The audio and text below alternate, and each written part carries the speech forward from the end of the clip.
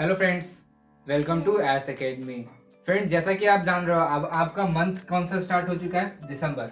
और आप जानते हो कि नीट 2021 का एग्ज़ाम जो है वो पोस्टपोन नहीं होने वाला है, या फिर होने वाला भी है तो एक दो वीक जो होगा वो पोस्टपोन होगा।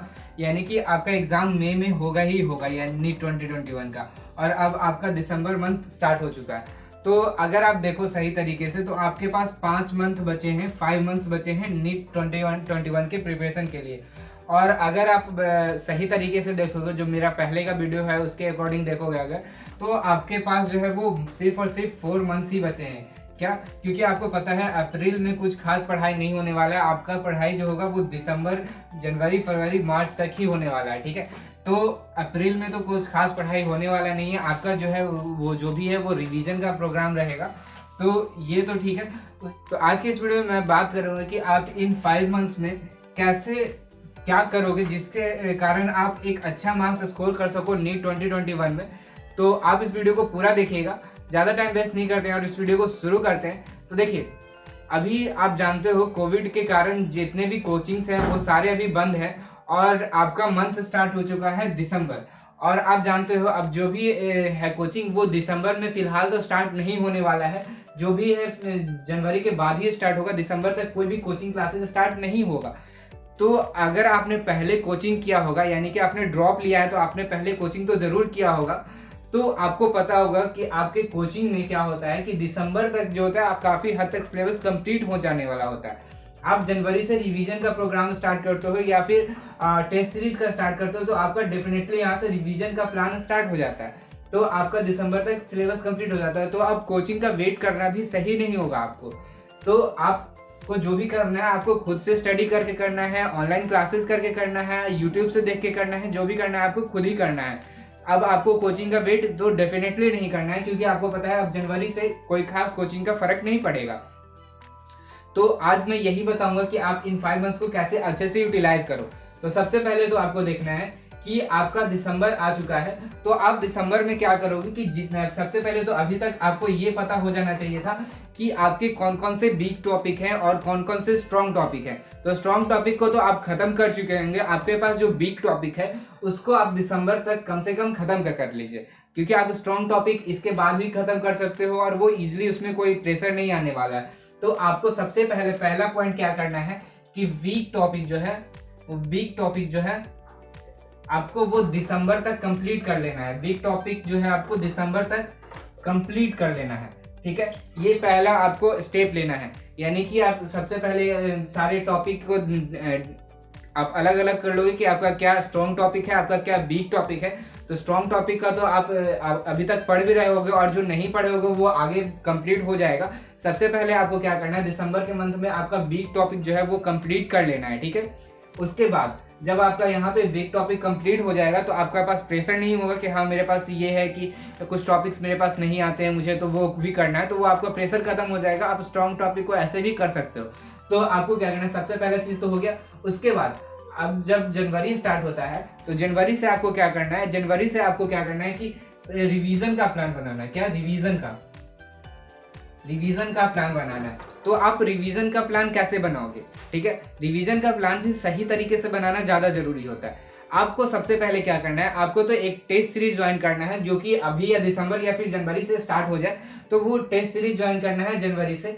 और वहां में क्या करना है, आपको एक पार्ट वाइज जो टेस्ट है वो ज्वाइन कीजिएगा, ताकि आपका एक रिवीजन का शेड्यूल उसके अकॉर्डिंग बन जाए। क्योंकि आप अगर खुद से बनाओगे तो वो फॉलो नहीं हो पाता है सही से। तो आपको मैं यही सजेशन दूंगा कि आप सबसे पहले क्या कीजिए, एक टेस्ट सीरीज ज्वाइन कीजिए। टेस्ट सीरीज ज्वाइन करना बहुत ही इंपॉर्टेंट होगा, और उसके अकॉर्डिंग अगर आप सिलेबस कंप्लीट करते हो तो आपके लिए ज्यादा बेनिफिट होगा। तो सबसे पहले आप तो एक वीक टॉपिक दिसंबर में कंप्लीट कर लोगे। उसके बाद दूसरा क्या करना है, आपको रिवीजन का प्लान बनाना है according to your test series. ठीक है, ये हो गया। तो आप यहाँ से टेस्ट सीरीज फॉलो करोगे। टेस्ट सीरीज को फॉलो करके आप अपना रिवीजन का शेड्यूल बनाओगे।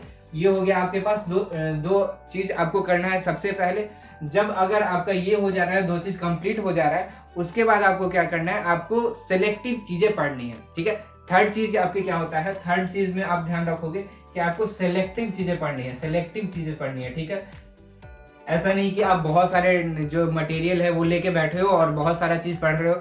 ऐसा बिल्कुल नहीं करना है, क्योंकि आपने देख रहा होगा, लास्ट 2 साल से देख रहे हो आप कि बायो का क्वेश्चन अगर हम बात करें तो अधिकतर जो है वो एनसीईआरटी से ही होते हैं। पिछले साल अगर नीट 2020 का आपने देखा वो तो 100% एनसीईआरटी से ही था। अगर 2019 का बात करें तो उसमें भी 90% टू 95% जो है एनसीईआरटी से ही था।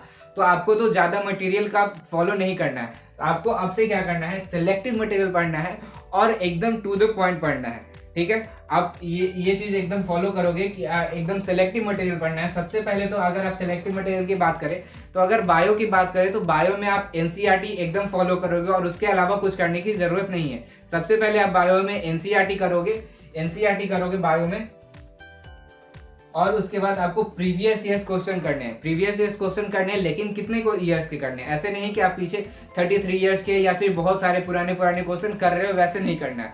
आपको बस और बस लास्ट 10 ईयर्स के करने हैं आपको क्वेश्चन, लास्ट 10 ईयर्स के। ठीक है, उसके पहले के नहीं करने हैं। ठीक है, लेकिन लास्ट 10 ईयर्स के अगर आप क्वेश्चन करते भी हो तो उसको एक सही तरीके से करना है। ऐसा नहीं कि आप बस क्वेश्चन उठाए और बनाने लगे, वैसा नहीं करना है। आपको क्या करना है, सबसे पहले तो आप लास्ट 10 ईयर्स के क्वेश्चन लोगे, उसको सॉल्व करोगे। ठीक है, उसके बाद आपको एक चीज ध्यान रखना है कि उसमें जो जो चीजें हैं जो कि एनसीईआरटी में नहीं है और आपको नहीं पता है और आपको डिफिकल्ट लग रहा है, वो आपको फाइंड आउट करना है और आपको उसको एनसीईआरटी में ही इंक्लूड कर लेना है। आपको पता है एनसीईआरटी के साइड में कुछ जगह खाली रहता है, उसमें आपको उसको इंक्लूड कर लेना है। आपको अलग से एक शॉर्ट नोट्स बनाने की जरूरत नहीं है, क्योंकि आप जानते हो शॉर्ट नोट्स बनाओगे उसमें टाइम दोगे, फिर उसको पढ़ोगे, वैसा मुश्किल है। आपके पास जो टाइम है उसमें क्या करना है, आपको एनसीईआरटी में ही जो करना है वो करना है, और उसी में आपको एक साइड में जो प्रॉब्लम होता है वो आप लिख लोगे, क्योंकि ज्यादा वेरिएशन नहीं होने वाला जो है एनसीईआरटी से। और जो अगर आप लास्ट 10 ईयर्स के करोगे तो जो बाहर से आया वो भी कवर हो जाएगा। ठीक है, ये हो गया बात बायो की। वही बात करें केमिस्ट्री की, तो केमिस्ट्री में भी आपको ज्यादा कुछ करने की जरूरत नहीं है। फिजिकल में आप एक बार ये कर लोगे, आप सारे फॉर्मूलाज को देख लोगे और एक तरह बार अच्छे से थ्योरी पूरा पढ़ लोगे। उसके बाद आपको इसमें भी प्रीवियस ईयर्स क्वेश्चन करने हैं। इनऑर्गेनिक में तो आपको कहीं जाना ही नहीं है, इनऑर्गेनिक में भी आपको सिर्फ और सिर्फ एनसीईआरटी पढ़ना है और एनसीईआरटी से एक शब्द भी बाहर नहीं जाना है, एक लाइन भी, एक सेंटेंस भी बाहर नहीं जाना है। ठीक है, ये हो गया। वही बात करें ऑर्गेनिक की, ऑर्गेनिक में भी आपको एनसीईआरटी ही फॉलो करना है। एनसीईआरटी फॉलो करके उसके हर एक रिएक्शन को आपको याद करना होगा, तभी आप ऑर्गेनिक में अच्छा कर पाओगे। क्योंकि आप देखिए वहां पे जाके आप अपना ये सोच के नहीं कर सकते, आपको याद होना चाहिए। क्योंकि आप देख रहे हो फिलहाल के सालों में जो भी क्वेश्चन है वो डायरेक्ट आ रहे हैं, आपको याद रहेगा, तुरंत करके चले आओगे, तो वैसा होना चाहिए। ठीक है, तो आप इनऑर्गेनिक एंड ऑर्गेनिक में भी आप सिर्फ और सिर्फ एनसीईआरटी फॉलो करेंगे और इसमें भी आप प्रीवियस ईयर्स क्वेश्चन को सॉल्व करोगे। ठीक है, देखिए फिजिक्स की बात करें तो फिजिक्स को आपको थोड़ा डिफरेंटली लेके चलना है, यानी कि थोड़ा डिफरेंट आपको लेके चलना है। फिजिक्स की बात करते हैं सबसे पहले, तो हम पहले इसको रब कर लेते हैं, उसके बाद फिजिक्स की बात करेंगे। तो देखिए फिजिक्स में आपको क्या करना है, फिजिक्स में तो सबसे पहले आपको क्या करिएगा, आप अभी तक आप पढ़ रहे होंगे तो आपने शॉर्ट नोट्स बनाया होगा, जरूर बनाया होगा, क्योंकि मैंने आपको पहले भी बताया था कि आपको शॉर्ट नोट्स बनाना बहुत ज्यादा इंपॉर्टेंट हो जाता है फिजिक्स में। तो आप शॉर्ट नोट्स बनाए होंगे। अगर अभी भी नहीं बनाए हैं शॉर्ट नोट्स तो आप क्या कीजिए कि जो चैप्टर पढ़ रहे हैं उसको पढ़ते पढ़ते रिवाइज करते करते टाइम एक शॉर्ट नोट्स बना लीजिए, क्योंकि आपके अंतिम के टाइम में शॉर्ट नोट्स होना बहुत ही ज्यादा सही रहेगा और आपके लिए बहुत ज्यादा हेल्पफुल होगा, आपके प्रिपरेशन को बहुत ही ज्यादा इजी कर देगा। तो आप शॉर्ट नोट्स होगा आपके पास, इससे क्या कीजिए, आप रिवाइज कीजिए, बार बार रिवाइज कीजिए सारे फॉर्मूलाज को। जितना बार रिवाइज करोगे उतना बार आप वो फॉर्मूला आपको याद रहेगा, जितना अच्छे तरीके से। उसके बाद आपको क्या करना है, इसमें भी आपको क्वेश्चंस करने हैं। ठीक है, क्वेश्चंस करने हैं, लेकिन क्वेश्चन ऐसे नहीं कि बहुत सारा क्वेश्चन कर रहे हैं, नहीं, आपको कुछ क्वेश्चंस ही करने हैं, बट वैरायटी के क्वेश्चंस करने हैं। आपको एक बुक ले लोगे जिसमें क्वेश्चन ज्यादा नहीं हो बट वैरायटी के ज्यादा हो, तो उस बुक को लोगे, या फिर आप प्रीवियस ईयर्स क्वेश्चन भी सॉल्व करोगे। तो प्रीवियस ईयर्स में भी काफी हद तक अच्छे क्वेश्चन है जो कि आप जिसका अगर आप पूरे तरीके से सॉल्व करते हो टॉपिक वाइज तो आप अच्छे तरीके से कर पाओगे। तो ये हो गया। उसके बाद आप क्वेश्चन सॉल्व करोगे। क्वेश्चन सॉल्व करने के बाद भी आपको एक चीज करना है कि यहाँ पे क्या होता है कि आपके शॉर्ट नोट्स जो होता है आपका परफेक्ट नहीं होता है। अगर आपको क्वेश्चन सॉल्व करोगे उस समय कुछ कुछ आपको कंफ्यूजन आएगा। क्या कंफ्यूजन आएगा? तो इस कंफ्यूजन को आपको इस शॉर्ट नोट्स में डालना है, ठीक है, तभी आपका ये जो है वो कंप्लीट रहेगा। तभी आप एग्जाम के टाइम पे, एग्जाम के 1 दिन पहले, 2 दिन पहले, 3 दिन पहले आप फिजिक्स को 2 बार 3 बार रिवाइज कर लोगे, इस अगर शॉर्ट नोट्स आपके पास होता है तो, ठीक है। ये बहुत ज्यादा इंपॉर्टेंट होगा आपके फिजिक्स के लिए। ये हो गया। तो ये आपका प्लान होना चाहिए बायो केमिस्ट्री एंड फिजिक्स का, ठीक है। इस तरह से अगर आप करते हो तो आप डेफिनेटली अच्छा कर लोगे। ये हो गया आपका प्लान। तो मैंने आपको क्या क्या बताया। सबसे पहले तो आपको क्या करना है कि दिसंबर तक आपको जितने भी जो वीक टॉपिक है उसको कंप्लीट कर लेना है। उसके बाद क्या करना है दूसरा कि आपको जनवरी से एक रिवीजन का प्लान बनाना है। क्या रिवीजन का प्लान बनाना है, और वो भी अकॉर्डिंग टू टेस्ट सीरीज। क्या अकॉर्डिंग टू टेस्ट सीरीज, ठीक है। और थर्ड तो मैंने आपको बताया है कि आपको प्लान क्या करना है किस तरीके से, ये हो गया। तो इन सब चीजों को आपको फॉलो करना है। और अगर आप टेस्ट सीरीज ज्वाइन करते हो, टेस्ट सीरीज ज्वाइन करने में क्या है कि आपको एक अपना ट्रैक रखना है। ऐसा नहीं कि आप टेस्ट सीरीज में टेस्ट दिए और जितना नंबर आया बस उस टेस्ट को भूल गए, वैसा नहीं। टेस्ट सीरीज देते टाइम भी आपको कुछ बातों को ध्यान रखना है। टेस्ट सीरीज अगर आप देते हो तो आपको सबसे पहले देखना है कि मैंने कहाँ गलती किया है, मुझे कहाँ पे दिक्कत आ रहा है। ये सब चीज़ों को रेक्टिफाई करके आप उन चीज़ों को क्लियर करोगे, तभी आपका एक प्रिपरेशन सही तरीके से होगा। तो सबसे पहले तो आप एक टेस्ट सीरीज ज्वाइन करोगे, उसमें आपको हर एक टेस्ट के बाद आपको टेस्ट पेपर एनालाइज करना है। आपके कितने मार्क्स आ रहे हैं, कितने टॉपिक्स के कितने मार्क्स आ रहे हैं, और फिर कितने टॉपिक्स में आपका क्वेश्चन गलत हो रहा है, उस टॉपिक्स को आपको कंप्लीट करना है। ये चीज़ें आपको ध्यान रखनी है, ठीक है। ये सारी चीज़ों अगर आप फॉलो करते हो तो डेफिनेटली आप अच्छा कर लोगे नीट 2021 में।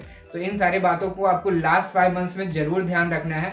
और आपको मार्च तक वो पूरा सिलेबस कंप्लीट हो जाना चाहिए, वो भी रिवीजन के साथ। यानी कि आप मार्च तक पूरा सिलेबस कंप्लीट कर लोगे, 1-2 रिवीजन यहाँ तक कंप्लीट हो जाना चाहिए। और अप्रैल का बात करें, अप्रैल में आप क्या करोगे, अप्रैल में सिर्फ और सिर्फ आपको रिवीजन ही करना है, रिवीजन करना है। और आपको जितना ज्यादा क्वेश्चन हो सके उतना ज्यादा आपको क्वेश्चन लगाना है।